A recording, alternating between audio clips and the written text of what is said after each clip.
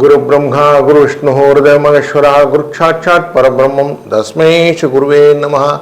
கடவுள் டிவி நேயர்களுக்கு இனிய வணக்கங்கள். வணக்கம் நண்பர்களே. இந்த வாரம் 31/8/2026 6/9/2026 வரை உள்ள பலன்களை பார்க்கலாம். முக்கியமாக சந்திரனுடைய சாரம் அப்படிங்கிறது ரேவதி நட்சத்திரத்திலிருந்து திரு ஆதிரை நட்சத்திரம் வரைக்கும் செல்ல இருக்கிறது. மீன ராசியிலிருந்து மிதுன ராசி வரை செல்ல இருக்கிறது. இப்படி அவருடைய பயணத்தினாலே நமக்கு நன்மைகள் வருமா அப்படின்னு பார்க்க போகிறோம். இந்த 12ஆம் இடத்திலிருந்து 3ஆம் இடமான முயற்சி ஸ்தானம் வரைக்கும் இவருடைய பயணம் இருக்க போகிறது சந்திரனுக்கு. இந்த 31ஆம் தேதியே மகா சங்கடஹர சதுர்த்தி என்று விநாயகர் சதுர்த்திக்கு முன்னாடி வரக்கூடிய சதுர்த்தி,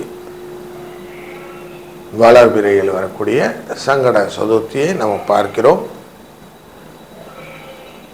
இந்த சங்கட சதுர்த்தினாலே நமக்கு பல விதத்திலும் நன்மைகள் உண்டாகும். கடனை அடைக்கிறது, பிள்ளையாரை வழிபடுறது, கடனை அடைப்பது. இந்த பாம்பேலெல்லாம் போயிட்டிங்கன்னா பிள்ளையார், சித்து பிள்ளையார், அந்த பிள்ளையார் தான் நமக்கு எல்லாமே. விநாயகருடைய வளத்தினால தான் செல்வம் பெருகும்னு இருக்குது. அதனால் கேது அப்படிங்கிற இந்த காரகத்துவத்துக்கு தடைகளை நீக்குவதற்கு விநாயகர் ஒரு நல்ல மருந்து. 4ஆம் தேதி கோகுலாஷ்டமி. கோகுலாஷ்டமினாக்க கிருஷ்ணரின் ஜெயந்தி, கிருஷ்ணரின் பிறந்த நாள்.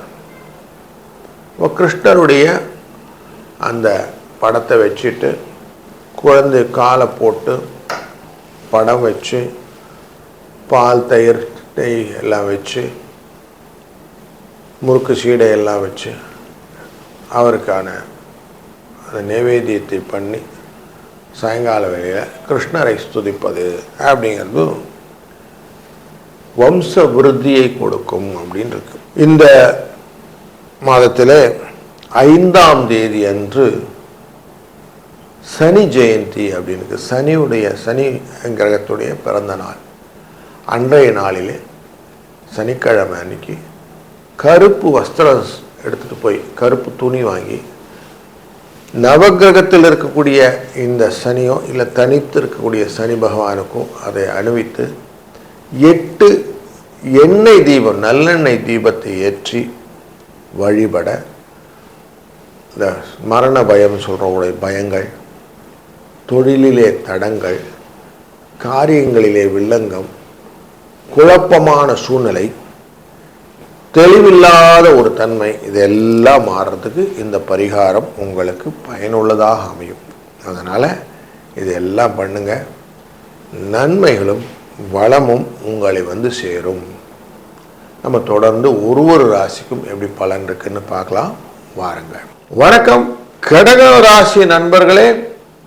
உங்க ராசிக்குள்ள இருக்கக்கூடிய சந்திர பகவான் ரேவதி நட்சத்திரத்திலே மீன ராசியிலே அமர்ந்து பரிவர்த்தனை யோகமாக குருவுடன் இருக்கக்கூடிய காலகட்டமாக இந்த வாரத்தின் முதலில் ஆரம்பிக்கிறோம். 9ஆம் இடம் என்பது பூர்வ புண்ணியஸ்தானத்திலிருந்து ஆரம்பித்தாலும் பின்பு தொழில் ஸ்தானத்துக்கும் லாபஸ்தானத்திற்கும் விரயஸ்தானத்திற்கும் பயணம் செய்யக்கூடிய இந்த சந்திரனினாலே உங்களுடைய வாழ்க்கையிலே பல முன்னேற்றங்களும் பல பயணங்களில் சுவாரஸ்யமும் உண்டு. குரு உங்கள் ராசிக்குள்ளே இருக்கிறதுனாலே தேவையற்ற விஷயங்களிலே பொருட்சேதங்களும் உண்டு. அது கொஞ்சம் ஜாக்கிரதையாக இருக்கணும். 2ஆம் இடத்துல சூரிய பகவான் ஆட்சியிலே அமர்ந்திருப்பதும் கேதுவுடன் சேர்ந்து அமர்ந்திருப்பதும் ஆரோக்கியத்தையும் குடும்பத்தில் பெற்ற விஷயங்களில் நிறைய கவனமாக இருக்கணும். இந்த நெருப்பு காயங்கள்னு சொல்லக்கூடிய விஷயங்கள்லாம் நடக்கிறதுக்கு வாய்ப்பு உண்டு. கொஞ்சம் எச்சரிக்கையாகவும் இருக்கணும். கேஸ் ஸ்டவ்லெல்லாம் ஹேண்டில் பண்ணும்போதோ வெளியில் ஹேண்டில் பண்ணும்போதோ வெந்நீர் தண்ணியெல்லாம் எடுக்கும்போதும் கொஞ்சம் ஜாக்கிரதையாக இருந்தீங்கன்னா நல்லது. அதெல்லாம் கொப்பளங்கள் போன்ற விஷயங்கள் எல்லாம் வர வைத்துவிடும். 3ஆம் இடத்திலே புத பகவானானவர் உச்ச பெற்று இருக்கிறார். வெளியிடங்களிலே செல்லும்போது உங்கள் பொருட்கள் எல்லாம் பத்திரமா வச்சுக்கணும். மறந்து போச்சு தொலைஞ்சு போச்சுன்னு சொல்கிற வாய்ப்புகள்லாம் நிறைய இருக்கும். ஃபோனை எங்கே தான் வச்சேன் தொலைஞ்சு போச்சு அப்படிங்கிற மாதிரி தேடுறதெல்லாம் நிறைய வாய்ப்பு இருக்குது. எங்கே வச்சோன்னு தெரியலன்னு புஸ்தகங்களை தேடுவதற்கான வாய்ப்புகளும் உண்டு. ஆனால் கொஞ்சம் புத்தி தடுமாற்றம் இல்லாமல் கொஞ்சம் கவனத்துடன் செய்தீர்களானா அது நல்லதாக அமையும். சுக்கிர பகவான் நீச்சத்தில் இருக்கிறார் உங்கள் ராசியினுடைய 3ஆம் இடத்துல. அதனால் சௌக்கிய குறைபாடுகள் அப்படிங்கிறது உண்டு. ரொம்ப கம்ஃபர்ட் ஜோன் இருக்கானா இல்லைன்னு சொல்லலாம். உங்களுக்கு ஏதோ இருக்குது அப்படின்னு சொல்லிக்கலாம்.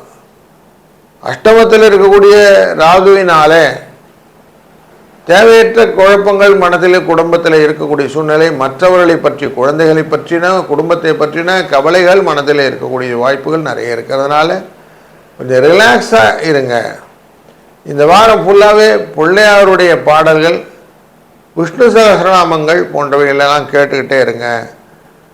சனி ஜெயந்தி அன்று அவசியம் சனி பகவானுக்கு கருப்பு வஸ்திரத்தை சார்த்தி ஒரு 8 நல்லெண்ணெய் விளக்குகளை போட்டு அவரை வழிபட உங்கள் கஷ்டம் நிவர்த்தியாகும். மேன்மேலும் பலங்களும் நலங்களும் பெருகும். வாழ்க வளத்துடன். கடவுள் அருள் டிவியை பார்த்தமைக்கு நன்றிகள். மேலும் இது போன்ற தகவல்களை தெரிந்து கொள்ள கடவுள் அருள் டிவியை சப்ஸ்கிரைப் செய்யுங்கள். மறக்காமல் பெல் ஐக்கானை கிளிக் செய்யுங்கள்.